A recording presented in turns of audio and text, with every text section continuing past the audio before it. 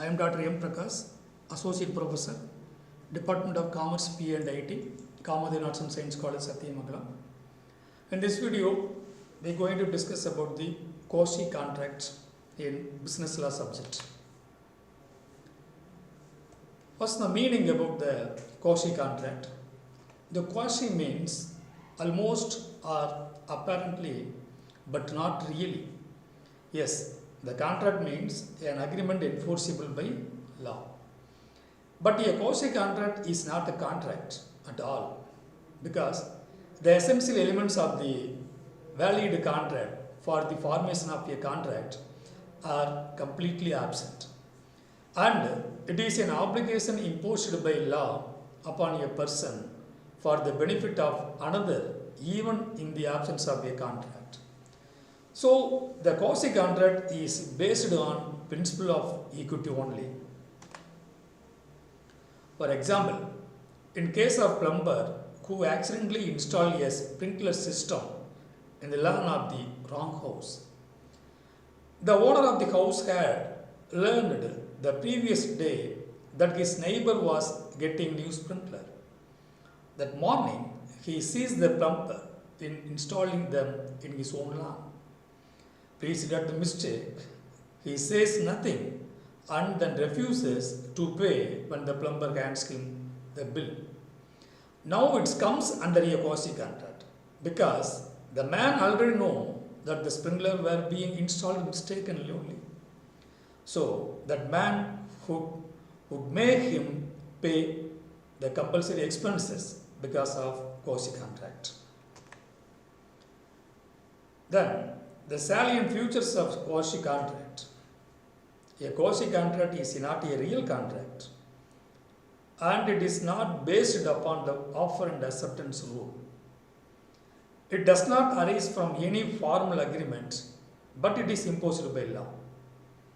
It is a right which is available not against the entire world, but against particular persons only. The doctrine of quasi contract. Unjust enrichment. The unjust enrichment declares the person shall not be allowed to enrich himself at the expense of unknown parties. It is simply explained from the quantum merit law. The quantum merit rule means the actual value of services performed. It determines the amount to be paid for services when no contract exists or when there is no doubt as to the amount due for the work performed, but done under circumstances when payment would be expected. The quantum merit explained and provided something about to the parties of the contract like that. No one rich from another's loss. This is the rule of the quantum merit. Then the types of quasi contract. The first type is supply of necessaries to incapable person. It's the details provided in section 68 of the Indian Contract Act 1872. If a person incapable of entering into a contract or anyone whom he is legally bound to support is supplied by another person with necessaries suited to his condition in life, the person who has furnished such supplies is entitled to be reimbursed from the property of such incapable person. For example, Mr. A supplies B, a lunatic. B is a lunatic with necessaries suitable to his condition in life, and A is entitled and he has the right to be reimbursed from B's property. Then second type of quasi contract is the payment by interested person from section 69. A person who is interested in payment of money which another is bound by law to pay and who therefore pays it is entitled to be reimbursed by the other. For example, A holds some land in Bengal on lease. B is the real owner of the land.